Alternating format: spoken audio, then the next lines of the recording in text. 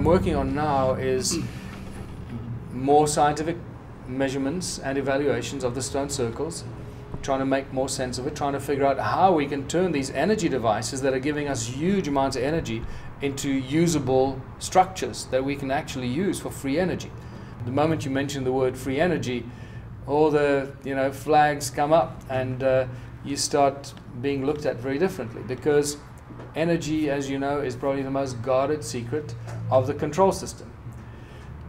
So that's critical, that we start getting as much science behind it and as much research as we can to try and bring free energy to humanity. I believe that once we give humanity free energy, we will truly extricate ourselves from this enslavement that we find ourselves in. Then the second and equally important aspect of my work right now is connecting the dots, allowing people to understand that we are enslaved today as we were 10 or 12,000 years ago or 100,000 years ago by the same beings or group of people that are running this planet for their own purpose and their own benefit. And that is always connected to mining, exploiting the resources of this planet and controlling us, and using money as the tool of that enslavement.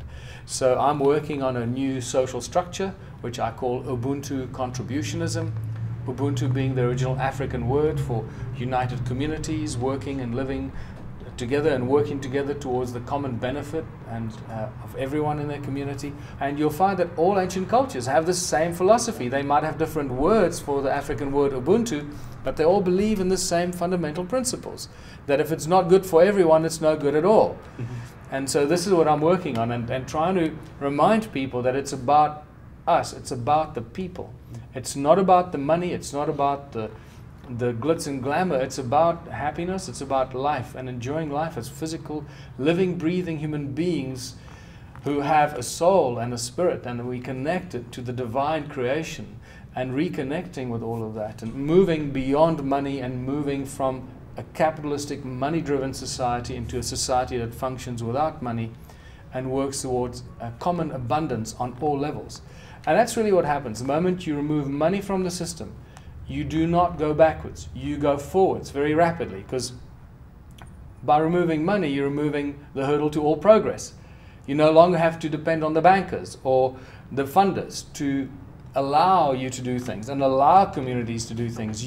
Communities do things for themselves as and when they need it, because of what their needs and demands are. And don't allow bankers or any external forces to dictate to them what they can and cannot do. So this is really, my new book is all about that, Ubuntu contributionism, a blueprint for human prosperity, a world without money.